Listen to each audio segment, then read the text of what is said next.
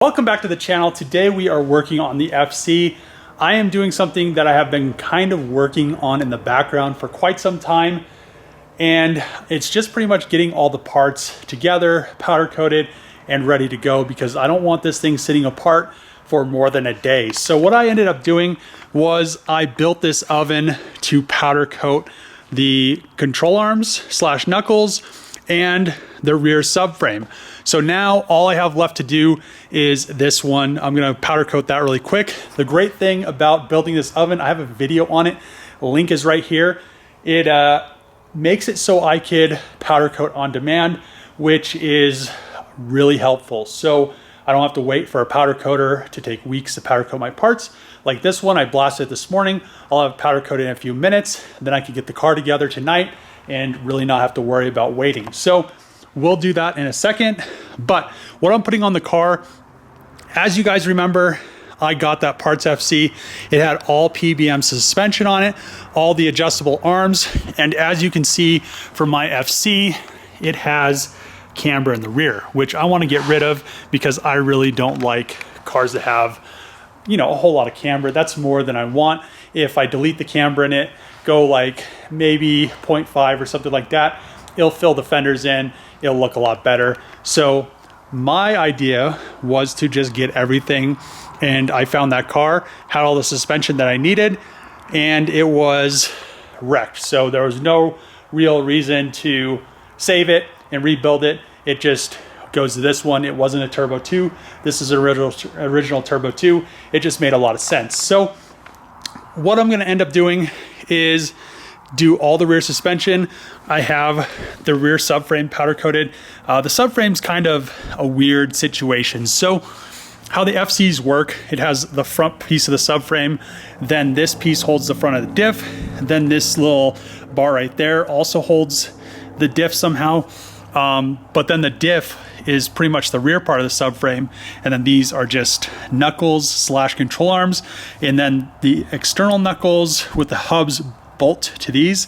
So I guess these are just control arms, but they have a lot of points that go to them. That suspension, the longer arms, PBM arms right there, go in here, and etc. So those big bushings right there go into the diff. I'm gonna have to drill the or hole saw out the rubber bushings out of my diff, because the diff that was in the other car was an open diff. This car has an LSD, so I want to keep the LSD. The other car also came with some lug nuts, so I'll throw all those lugs on my car, and it also came with the PBM there's a little bushing right here, goes from there to there. It just shortens it, and all this really does is just let you adjust camber, caster, because the normal FC adjustment really doesn't give you much. It really just lets you adjust, you know, it's a little bit of camber slash toe, but it's all combined because it's all adjusted off of that one bolt up there, and that's really all you get. So let's get to work on this, get this other arm powder coated, and then get the FC back in the shop and get her apart and start putting all these awesome parts on it.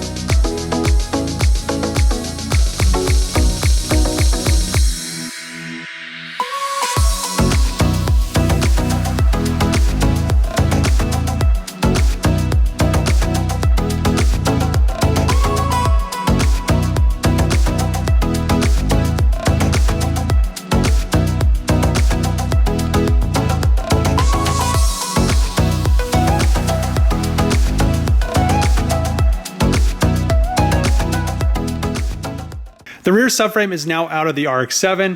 As you can see, this probably has never been removed since the car was new. Other than the pieces that I replaced and cleaned up, these knuckles right here, you can see they're nice and just glass beaded. But other than that, there really isn't much new with this. So I did do poly bushings in the rear arms as well as the rear steering lockout. I'm going to use the PBM lockout on this maybe instead. Not exactly sure yet. I'm just going to have to get to it. But as you can see, comparison, nice, clean, shiny new subframe, all the nice PBM arms and everything, nice and new. The other rear control arm / knuckle thing that I just finished powder coating. But yeah, it is very, very nice. And it's going to be very nice once I put all this stuff in the car. So let's break down what we need and then just kind of go from there.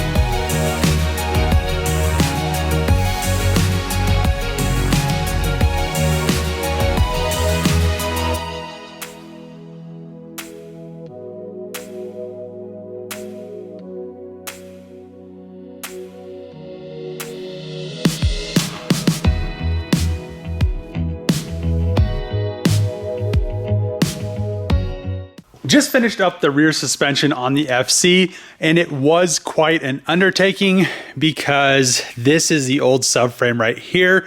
I did try to put the other diff in there. So this diff is out of an S5. This is an S4, and I had everything together with that diff in there. Both diffs are LSD diffs, so it really doesn't matter. But the S5 diff, the flange is a little bit smaller, so the S4 drive shaft wouldn't work.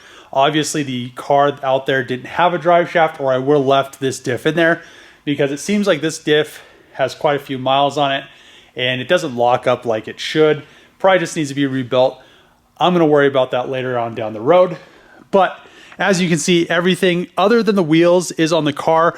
The exhaust is back on there. Everything is good to go. Let's roll under here and check it out. I mean, it looks really, really good. So we have all brand new suspension, and the subframe's powder coated black. The bad thing about powder coating stuff nice and shiny black is it just makes everything else look really bad. But we have the adjustable arms, coilovers, the redone knuckles, everything on the suspension and the rear end is good. So I wanted to show you guys another thing on the FC. One thing I don't think anybody really noticed that I did. So on the rear, I'm running 10-inch wide wheels in the rear, which on an FC with a stock body, it says you're supposed to roll the fenders. I don't have my fenders rolled. The offset is perfect. The one issue I ran into, and I fixed it, I don't think anybody noticed that I did it, but you can see you could barely see it on this arm. You can see where the tire was just rubbing every once in a while. Probably when I was cornering or something, it was getting loaded up and it was just kind of touching the control arm, which I noticed, and I said, I need to fix this problem. It's not really that big of a problem. I could have ran thinner tires. What was rubbing was this lip right here. It sticks out, and as the suspension travels, it just moves on that. So what I ended up doing, I don't think anybody really noticed that I did it, was when before I powder coated the arms, I sectioned these down. So if you guys know FCs, these pretty much just stay constantly out and just kind of go from there, which really, I'm not exactly sure why they did that. So I just sectioned it. There's a weld previously here. I just laid a piece of sheet metal in there, welded it back up. So as you can see right there, now I have tons of room in between the lower control arm and the wheel and tire. So I'm not sure if this is going to catch on, but yeah, it's a cool little mod that you can do for pretty much nothing to fit nice fat tires on here without sacrificing the body. Let's get the wheels on this car back on the ground. I'm gonna go home, go to bed, and then in the morning, we'll go take this thing over we'll take it over to Nissan, my homie at Nissan, and have them align it. Over here in the morning, and you can see that a lot of the camber is actually out of it. I kind of adjusted the arms. Now I'm gonna take it over to get alignment. One thing that happened was the exhaust V-band clamp broke, so I have a 3-inch one on there, or maybe it's because it's 2.5, maybe it's a 2.75, but it isn't all the way tight. It just is holding the exhaust on there, so I need to order another one. But I really like that this thing pretty much has no camber, so I'm gonna take it over to alignment right now and take it for a little cruise. I forgot about the extra noise from the diff because solid bushings. It's actually pretty subtle, but you can definitely hear it. It sounds like static. Just finished the alignment. Everything came out good. The front caster still needs to be adjusted a little bit, but the whole rear suspension is all good to go. And I'll just have to worry about that maybe when I do the front lower control arms. But yeah, now we are ready to go. So let's go cruise the FC around. Just finished cruising the FC around, and now it drives so much nicer. The diff whines a little bit. That's what's to be expected from solid diff bushings, but it isn't horrible. I still have full interior, so it just kind of sounds like there's a little bit of static. If I don't have a stereo in it right now, when I have my phone on Pandora, which really isn't that great of audio, it kind of drowns it out. If the window's down, you really don't notice it. So it isn't completely horrible. I feel if I didn't have any of the interior in there, it'd be quite a bit louder. But now I really do like that there is no excessive camber in the rear. Now I have a good contact patch. I don't have to worry about the tire rubbing on the lower control arm. Everything is good to go. I still want to put the PBM lower control arms in the front, but I need to make sure if I have to order extended tie rods or whatever, because I don't want to pull it apart and then have it sitting apart for more than a day or two. So we'll get that done in the next episode. I need to get a new steering rack anyway. It feels really loose. It's just kind of, it just has a lot of slop. So I feel like if I get a new rack, do the lower control arms, do new tie rods and ends, it'll just really make the front end feel solid. And there's an issue with caster, so I need to figure out how to adjust caster on these. But other than that, maybe the PBM control arms will allow me to do that. Not exactly sure or not yet, but it needs the caster adjusted. So I'm gonna end the video here. Hopefully you guys liked it. Glad the FC is now back on the ground, drivable. I really like driving this thing around. It is so much fun for what it is. It's not the Hellcat, but it is just a nice, cruising car that I really don't have to worry about. But it's one of those JDM cars that you want to keep. So thanks for watching. Click the subscribe button, thumbs up, throw a comment below. As always, see you guys next time.